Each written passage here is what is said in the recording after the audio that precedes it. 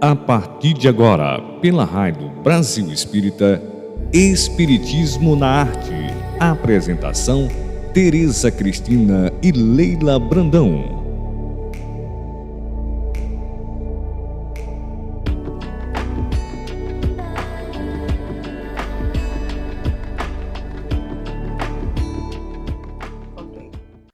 Olá, amigos queridos da Rádio e TV Brasil Espírita de Alagoas. Estamos dando seguimento aos nossos estudos, o Espiritismo na Arte. Já estamos na 4ª temporada. E agora recebemos uma ajuda formidável. O Dr. Marco vai entrar conosco nesse trabalho, trazendo esse calor humano, essa consciência que ele tem nesse trabalho de cura, que ele participa no Seja Barra. Seja bem-vindo, Marcos, eu e a TT. TT, tem que falar primeiro, né? Queridos ouvintes da Rádio Brasil Espírita de Alagoas, cá estamos agora com mais um maravilhoso irmão a incentivar esse trabalho, que é o Espiritismo na Arte. A arte de viver a vida no Espiritismo, não é isso, Marcos? Fala aí para o ouvinte. Exatamente, muito obrigado a todos os ouvintes, né, e obrigado a vocês duas por me convidarem, que é sempre um momento de aprendizado, né, e a gente pode falar as coisas que o Espiritismo traz de bom para a gente. É verdade, meus irmãos, e hoje nós temos um assunto muito interessante, que é o capítulo 12 do livro Roteiro, que nosso trabalho está se baseado nessa 4ª temporada, baseado no livro Roteiro de Emmanuel, porque o Espiritismo na Arte, como Leon Denis propôs, é o Espiritismo que nos leva à arte transcendental. E ninguém melhor para nos levar a essa transcendência do que o nosso mentor Emmanuel. E esse livro dele, nesse capítulo 12, ele fala do serviço religioso, que todos nós somos filhos de Deus, filhos da luz. Nós fomos criados para o amor e a felicidade. Todos nós buscamos a luz, desde o mais pequenino verme, ele busca a luz. Tem até uma experiência que eu vou contar um pouquinho, gastar um tempinho para depois passar para os nossos irmãos, uma experiência do Dr. Benzer, que ele colocou as mosquinhas de fruta, ou as drosófilas, dentro de um tubo de ensaio. E as mosquinhas caminham em direção à luz. Aliás, toda criatura de Deus busca a luz, que a luz é vida. Sem a luz nós não existiríamos. E ele botou nesse canal, assim, nesse tubo de ensaio, e botou a luz lá fora, e as mosquinhas, então, corriam em torno da luz. Mas a experiência tem importância porque ele demonstrou que não só os bichinhos, mas todos nós temos a nossa velocidade própria de buscar a luz. Muitas das mosquinhas morriam antes de alcançar a luz. Muitas paravam no meio do caminho. Muitas aceleravam. Então, cada um de nós tem o seu tempo próprio, o seu próprio universo. Então, o que você acha disso, Marcos? Você que é médico, que assim, atende a tantas pessoas, né?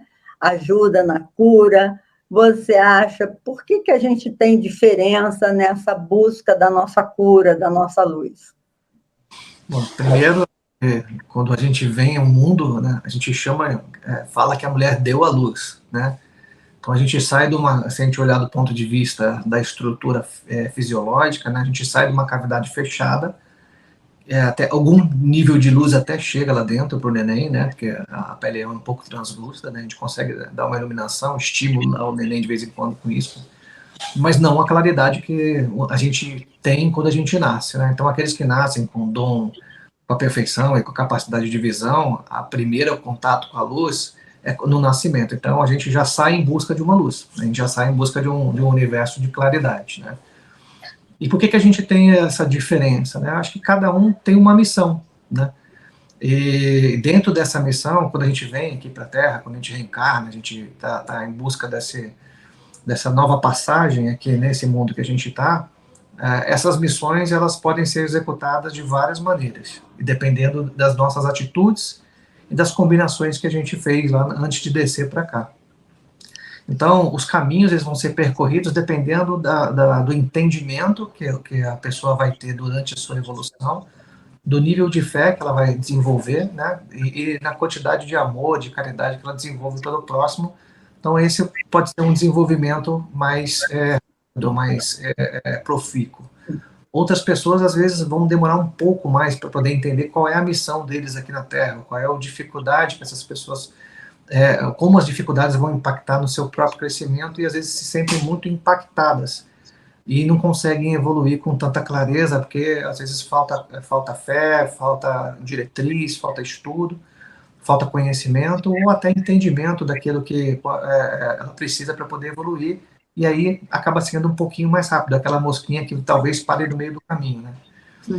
E tem aquelas pessoas que são extremamente iluminadas, que vêm aqui para poder ajudar os outros, né? Então, aquelas que passam pelo túnel super rápido, né? Então, é tão simples aquilo, então a velocidade de chegar na luz é muito rápida, porque ela praticamente aquilo é muito natural, então ela vai desenvolver o amor, vai desenvolver a caridade, e a gente tem vários exemplos aí, vamos falar de Gandhi, vamos falar de Nelson Mandela, vamos falar de Francisco de Assis, vamos falar de Chico Xavier. Então, assim, tem muita gente para a gente poder colocar que está neste nível, né, sem falar em Jesus propriamente dito, né, que veio para a Terra com uma missão totalmente de luz, né, mesmo sabendo todo o sofrimento que ia passar. Então, as diferenças estão nisso, né, acho que no entendimento da missão, no conhecimento que a pessoa desenvolve, né, e na maneira que ele reage aos seus desafios, e como ele vem preparado para cá, né, dependendo do nível de iluminação que a pessoa já chega, né, que o espírito já está aqui, as passagens acabam sendo diferentes. Então é isso, meus irmãos. Esse serviço religioso é a nossa procura pela luz, que Emmanuel examina muito bem. O que é que você destacou, Tetê, assim, do livro que você gostaria de colocar? Primeiro, vamos ver que o exemplo de modelo de homem que a humanidade tem, que deve seguir, é o de Jesus, né? O espírito mais perfeito que já por aqui passou e nos presenteou sem nenhuma imposição.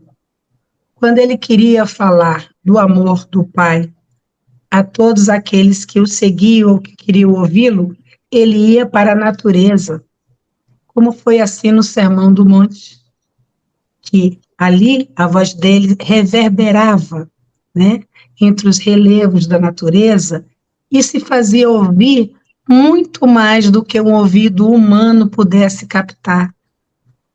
Então, essa luzinha é muito interessante, eu fiquei imaginando, na hora que você estava narrando aí, as moscas, né, os mosquitinhos indo atrás da luz, claro, alguns vão sucumbir, porque não vão aguentar a claridade, a beleza e a brandura do amor de Jesus num primeiro encontro. Às vezes o primeiro encontro não será nesta encarnação, e sim nas próximas, porque a gente vai estar muito mais perto da animosidade do que da angelitude, não é mesmo, meus irmãos? Animalidade. Eu falei o quê? Animosidade.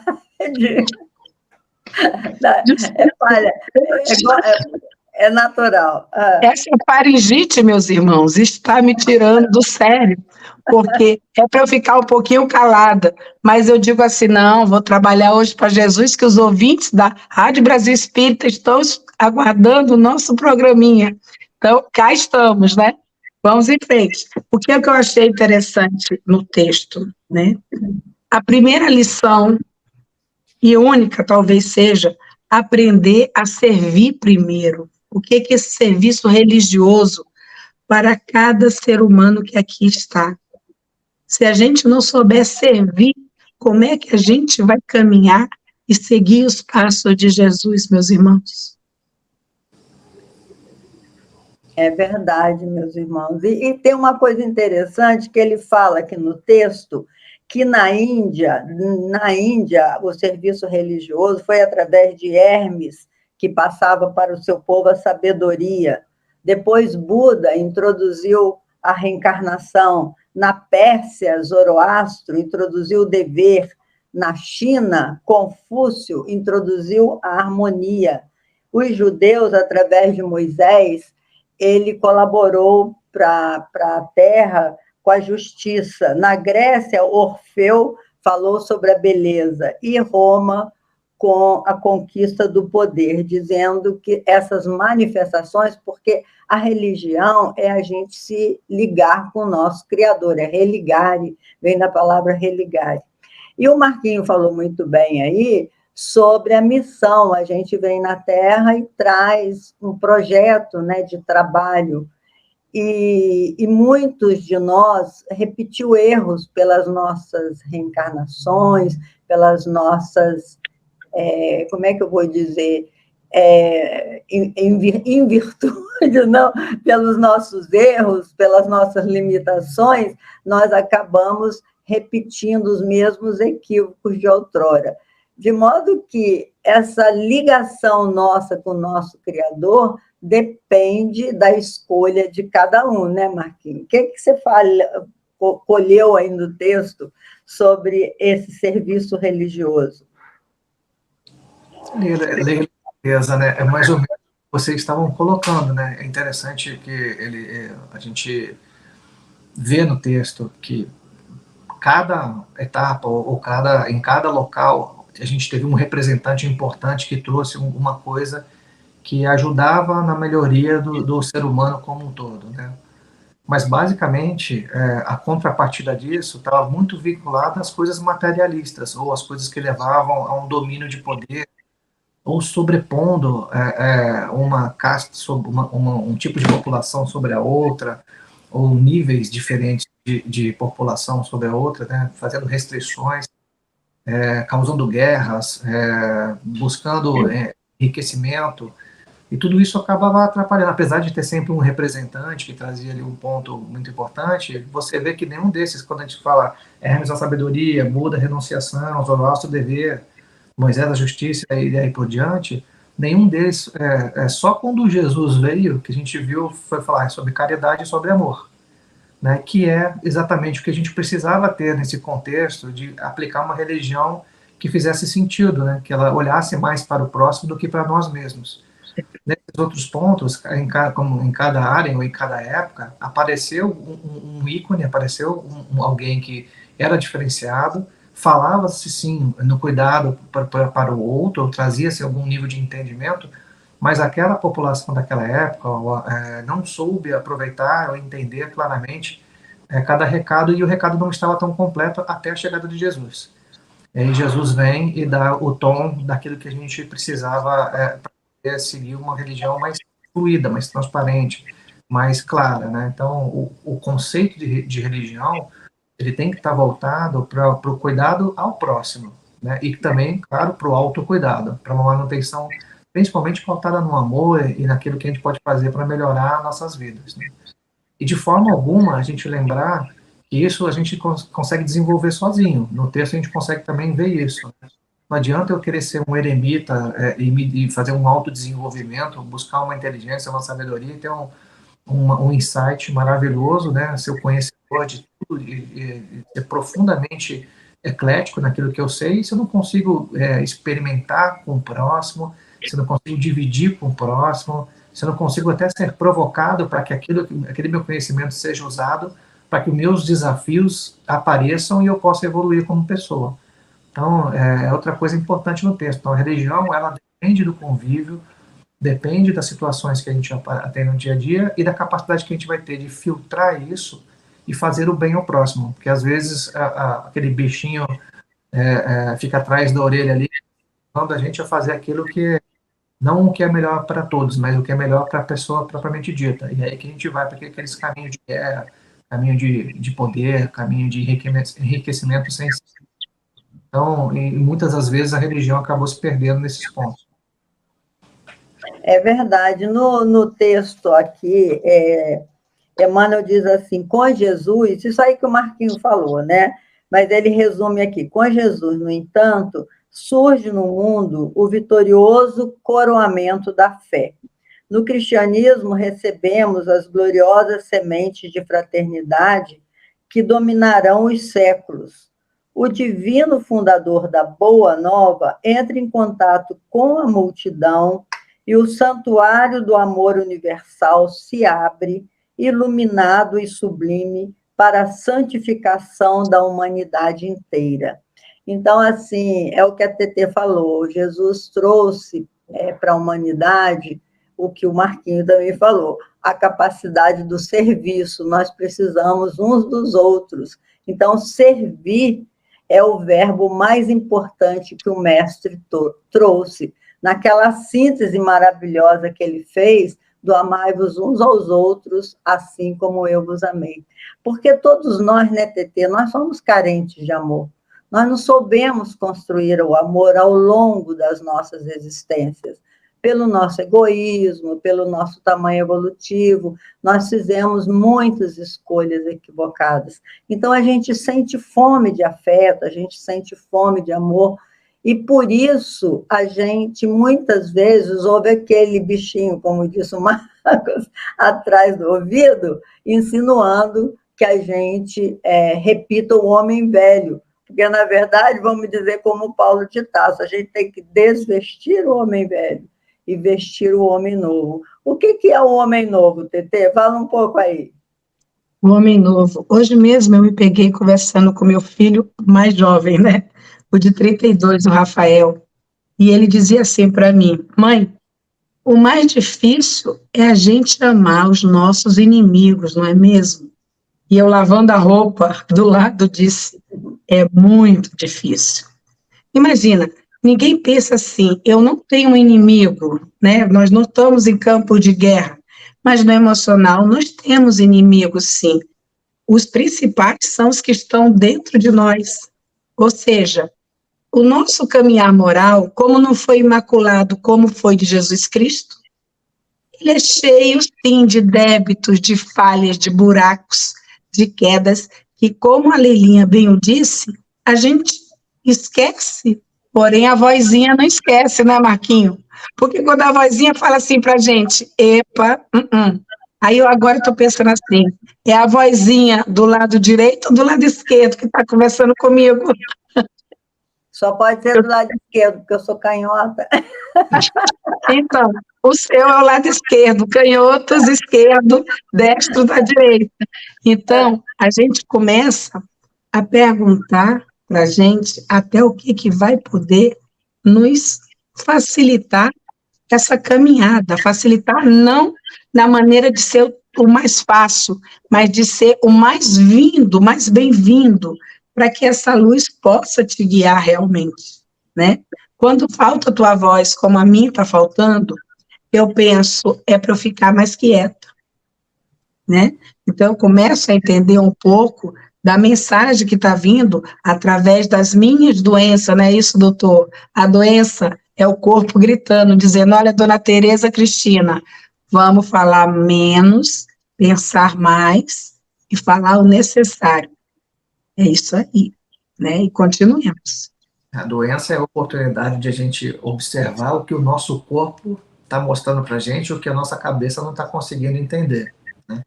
Então, quando a gente tem alguma coisa que está cometendo a gente tem que realmente parar para poder se organizar, como Jesus fazia, né? Para se reorganizar, ele saía para os momentos dele, não estava fugindo de nada, mas ele estava indo para momentos onde ele podia conversar com o Pai, fazer algumas estruturas de autoconhecimento e se reenergizar, né? Realmente organizar os seus pensamentos e aquilo que ele queria fazer para continuar na caminhada de auxílio ao próximo, né? E isso tem muito a ver com o homem novo, né? Que é o que a Leila falou, né?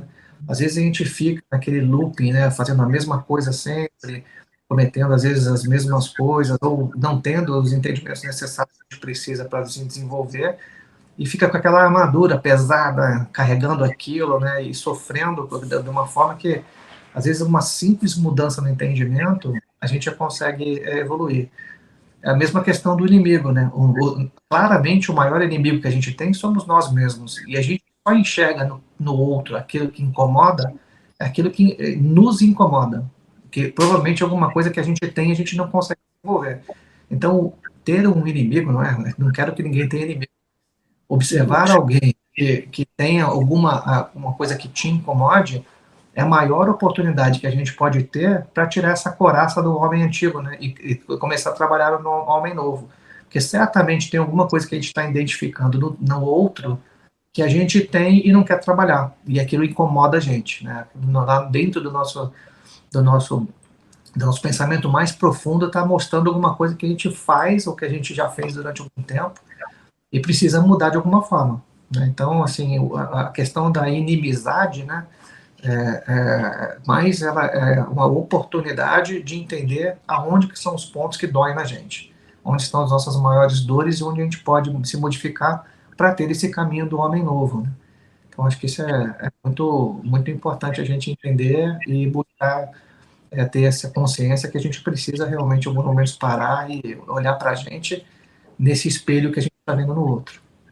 Então, vocês vejam, meus irmãos, que esse serviço religioso que propõe Emmanuel, essa reflexão, ela abrange tudo, ela abrange a forma, cada um de nós tem uma forma de se religar com o Criador. A religião é do verbo religar, que quer dizer a gente entrar em contato com o nosso Pai Celestial, que nos ama, que nos criou para o amor e a felicidade.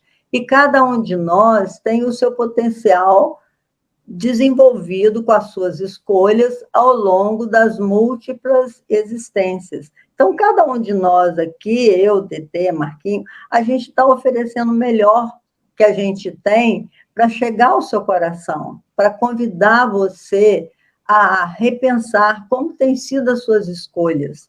Porque Jesus falou de uma forma tão clara: a cada um será dado segundo as suas obras, que a gente tem que consolidar a nossa fé, como disse aqui Emmanuel, que Jesus trouxe, surge no mundo o vitorioso coroamento da fé.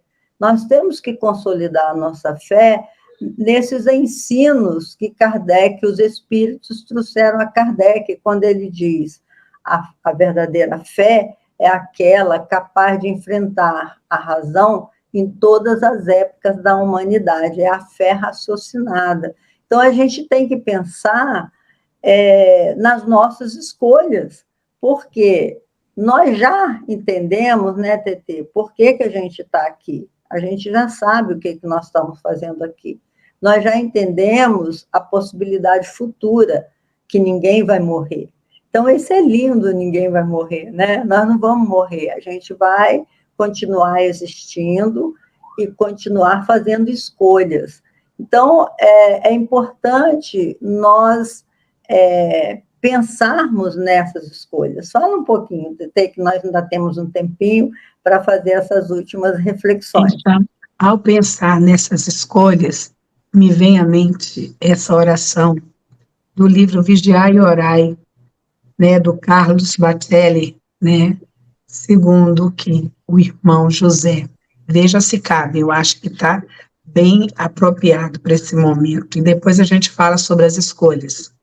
Sempre que orares, lembra-te dos teus desafetos, daqueles que deves diuturnamente incluir em teus pensamentos de paz, daqueles que, sem que saibas o motivo, não se afinizam contigo, daqueles que te inspiram menor simpatia, no entanto, estão sempre cruzando em teus passos, daqueles com os quais, muitas vezes, nunca dialogaste, mas vivem comentando a teu respeito, daqueles que te invejam por te supores ser o que não és, daqueles que indiretamente feriste e não te oferecem chance de reconciliação, daqueles que tossem inexplicavelmente pelo teu fracasso, daqueles, enfim, que, induzindo-te a desmenti-los, te motiva a ser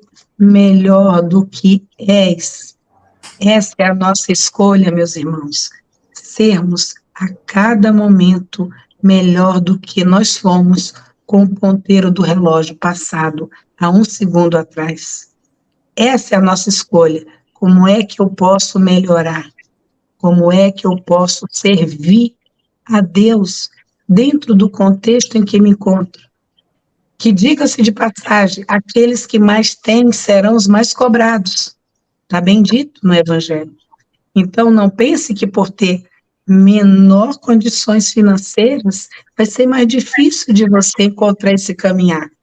O caminhar estará sempre no caminho do meio, como bem disse nosso Buda, o caminho do meio, o caminho da fé, o caminho da tua verdade construída até o teu limiar. Não é a minha verdade, não é o da Leilinha, não é o do Marquinhos, é a sua, é aquele ponto aonde você está. Vamos dizer que seria o teu limite zero. Reconecta toda hora. Eu errei, vou reconectar, vou recomeçar e não vou me lembrar daquilo que passou, porque aquele foi o homem velho, não é isso, Leila? O homem velho, a todo momento, a gente está tirando escama, espinho, pele, porque a gente é um todo, meus irmãos. O Marquinhos sabe disso, tirando escama. Eu também vivo tirando escama. Fala um pouco, Marquinhos. A gente, como a TT falou, hoje a gente é nossa melhor versão até o momento, né? E tudo que a gente fez no passado ajudou a gente a construir ao que a gente é hoje. Se a gente é a nossa melhor versão hoje, e a gente tem essas possibilidades de ter escolhas, e amanhã a gente vai estar melhor do que hoje, e assim sequencialmente, qualquer escolha que a gente fizer para frente, que for pautada na busca de uma melhoria, de um crescimento, de um olhar para o próximo, de caridade, vai fazer a gente sempre melhor. Até quando a gente errar, né, quando a gente cometer alguma coisa que está fora daquilo que a gente faria normalmente, é uma oportunidade para a gente poder estar se transformando melhor. Nem que a gente tropece, caia, né, limpa o joelho, bate a poeira, olha para frente e tenta aprender com aquilo, né? Então, a gente vai estar sempre evoluindo para estar sempre melhor, nunca regredindo, né? A gente já faz tudo da melhor maneira possível. E essas escolhas que são as escolhas da nossa vida. E a gente só faz isso se a gente tiver a oportunidade de poder quando a gente é exposto a algum tipo de problema ou a convivência que a gente tem com o próximo, que ajuda a gente nesse crescimento. E a gente vai poder escolher fazer de um jeito ou de outro. E vai, no final, dar sempre um aprendizado para a gente. É verdade, Marquinhos. A nossa fé, quando a gente falou da fé raciocinada, é essa fé que nos faz questionar na hora da escolha. Será que vale a pena eu fazer isto que eu estou pensando? Quais são as consequências desses atos, né? Desde pequeno, eu tentava falar isso para os meus filhos. Todos os atos têm consequência. Tudo que a gente está fazendo está influenciando em alguém. E essa é a preocupação que a gente deveria ter ao praticar uma religiosidade, né? Que isso aqui é o serviço religioso. Não importa a religião que você siga, você que nos ouve, não importa se você é espírito ou não, se é ateu, se é agnóstico, não importa. O que importa mesmo é a sua ligação com o seu Criador, as contas que você vai prestar à sua própria consciência, porque os espíritos dizem que nós temos na nossa consciência as leis de Deus. Então, por que a gente erra tanto, né, Marquinhos? Por que você acha que a gente ainda comete tanto equívoco? A gente ainda é muito ingênuo, né? E às vezes as situações vêm e a gente age muito por instinto, às vezes. E o instinto está muito ligado a coisa que a gente ainda não desenvolveu, porque é um reflexo de proteção. Então, às vezes, quando a gente não usa esse raciocínio, ou a gente não consegue fazer o equilíbrio entre raciocínio e instinto, a gente acaba sobrepondo com uma ação, ou aquela coisa que a língua é mais rápida que o pensamento, né? E a gente acaba ou falando ou fazendo coisas que a gente, se pensasse com um pouco mais de calma, não faria. Então, a racionalidade, às vezes, ela limita muito o nosso instinto, a gente está fazendo isso o tempo todo, mas em momentos de alta emoção, às vezes uma coisa acaba ou se equiparando ou se sobrepondo, e aí a parte instintiva ela fica um pouco mais forte e a gente, na ingenuidade, acaba pondo isso para fora. E aí acaba causando um problema ou criando uma situação que num estado mais equilibrado ou num pensamento mais racionalizado a gente não cometeria. Então isso acaba trazendo um problema que no final, que como eu disse, serve para a gente poder aprender, né? Serve para a gente poder se desenvolver até ter esse controle melhor do nosso instinto, né? Então é isso mesmo, a melhor coisa que nós fazemos é não reclamar quando as coisas ruins acontecem para a gente fala, ai, por que que me aconteceu isso, né? Mas a gente dizer, o que que eu aprendi com isso? O que que eu vou aprender com isso, né, Tetê? Então, meus irmãos, nosso tempo terminou. Muito obrigado pela presença de vocês. Nós vamos insistir falando de Jesus em todas as redes sociais. Essa rede social que nós estamos aqui é do Alagoas, é lá de Maceió, que a Neuzinha nos gerencia. A gente não imagina nem quantas redes associadas nós temos, né, Tetê? Mas nós somos voluntários, nós trabalhamos com muita alegria, porque esse trabalho é com Jesus e por Jesus sempre. Até o nosso próximo encontro, vou dar a palavra para os meninos se despedirem aí. Até o nosso próximo encontro, se Deus quiser. Obrigada, queridos ouvintes, e fiquem com Jesus. Que Jesus abençoe o passo de vocês essa semana e sempre.